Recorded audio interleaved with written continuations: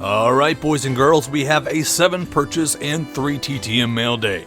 Prepare yourself for some graphs and laughs. As you may have saw in the last video, I kind of messed up putting some stuff in the book. All that is fixed. All is right with the world, so no worries. Some interesting stuff today. First, I want to show you the stuff I couldn't show you in the last video. Some 1952 remakes. I believe this is 2001. Yeah, 2001 Heritage, and I love these cards. I want to get as many of these cards signed as I can, but bought a few for TTM fuel. Told the guy to send random cards, except for one. I wanted this guy. So this will be going off TTM, along with a couple others that are coming in, some other Heritage cards from the player era. Look at me using lingo. I'm so fancy. Anyways, I'll put those to the side, because those are going to get sent off to get signed, hopefully. I don't know how many of those guys signed, but I know one does. One gone. This is interesting. Bought this for the Heritage set. I thought this was a card. This is a flyer or some kind of promotional thing. Yeah, and it's got like damage to it, but it's printed on card. It's a very weird piece, but it's signed by a guy who should be a Hall of Famer. I've only found a few more of these. One was signed by another player during the 2007 season. So these are rare for some reason. I don't know what they came out. Anyways, let me show it to you. It's Kenny Lofton, but it's not a trading card. It's like a flyer card done in the style of like a retro card. Just an interesting piece. It is signed, so it's still got to go in the set, right? But obviously it's not going to fit in my card pages. What am I going to do? Well, you know, I'm a man of many tools, so I found myself a 4x6 page, and I stuck it in the back of my book, because who knows when I'm going to run into this problem again. So, this is going to go in the back here, on this 4x6 page, even though this is not a 4x6. Perfect. There you go, Kenny. Hang back there. You weird card, or flyer, or whatever the hell you are. Alright guys, let's move on to the purchases for the Archives project. I guess that technically was one, but this is part of a large COMC by Jake Lamb, and this is easy, just gotta put it here on the front page. The 51, so he goes next to Mr. Monty Irvin. And that's a signed rookie card, by the way. Alright, next up is Louis Castillo, and that's actually a 2001, so it's going to make me go all the way to the back. Make me work for this one. Alright. So, 2001. I think it's about as far back as we go here. Yep. So, here's what old Louis Castillo looks like. And I believe that's an archive card out of the 2019 set. So we'll take old Tony Gwynn out and put in Louis Castillo. Alright, next up is Jose Vidro on the 83 or 84, I forget which one. 83. So, oh, Tony Gwynn, man, poor Tony. He's getting knocked out of 2 spots here. Sorry, Tony. Maybe next time. Maybe I can find some certs signed by in the fan favorite set. Next up, we got another 2001. A guy with a very interesting signature. Shannon Stewart.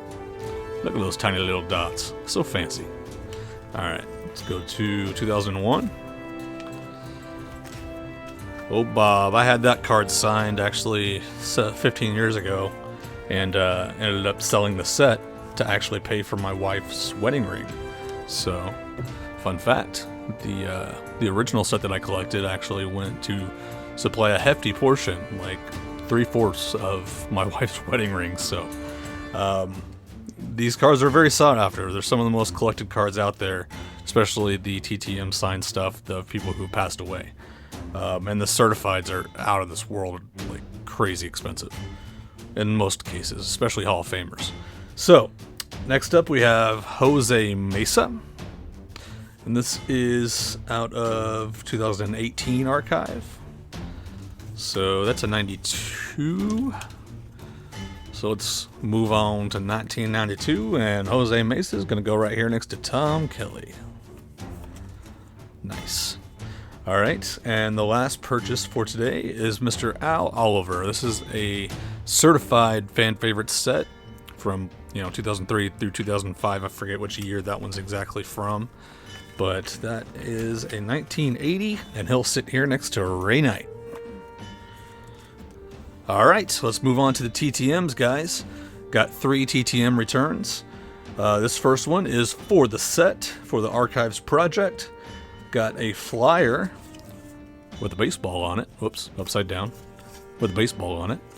And it's basically saying, thanks for your donation, Jim Kaat. I don't think I sent a donation, though. But I have to send to Jim Kaat again. And I guarantee you I will send a donation this next time. So I'll send him $5 to sign a couple cards on this next send. But this is Jim Kaat, and he signed this Minnesota First Day cover. Signed it nice and big. I was going to have multiple people sign this, but I may just keep this Jim Kaat now because he signed it so big. That's fine. He signed it. I'm happy. But the reason I wrote to him, sign the Twins card for the Topps fan favorite set. So let's put it in the book. Put it in the book. What year? What year? Is it 67? Nope, 66? 66. Yeah, 66. You're going to sit next to Ron Swoboda. There we go. Next up, we have for the set, for the Archives project. Oh, I'm doing the for the set thing. I'm copying everybody else. Come on, Zane, be original.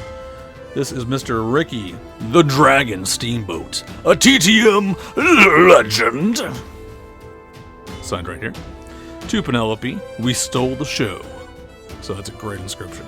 And signed it with his Hall of Fame. Obviously, it's a little dark there. These cards are very dark, so any pen doesn't show up unless you use a paint pen. So that's fine, though. Ricky's a great signer, and he's got, good... He doesn't have to sign. Like, he's a pretty famous wrestler. So the fact that he signs for free is amazing. That's not for the set, obviously, so this one's also not for the set, but signed it. Also added the Hall of Fame inscription. And this one is for the set. A heritage card. That 1985 design. Ricky the Dragon Steamboat. Really awesome card there. Really like that. So let's move on up to 1985. I love that I'm mixing like wrestlers and baseball players. There's just chaos in this book, especially this 85 page. There's 3 wrestlers and 1 baseball player and 1 commissioner. Like, what kind of chaotic page is that? But that's the beauty of this project. As long as the designs match, they're going in the book. All right, and the last success for today, I actually paid for this. I believe it was $15. I could be wrong on that. I never write it down. Just lazy like that. But Gaylord Perry signed his Rangers card, and I want to say this is the only card in the set of him, but there may be one more. I can't exactly remember. But let's go ahead and find the page. Mr. Jim Bunning is getting kicked out, and Mr. Gaylord Perry is going in. So that's it for today, guys. I hope you enjoyed. I hope I got all the cards in the right spots. I know you guys are watching and spotted those wrong placings last time. That's why I put those little tips in the video. I was like, I know you see this, and I know I messed up, so I'll try not to let it happen again. So you take care, all of you autograph addicts.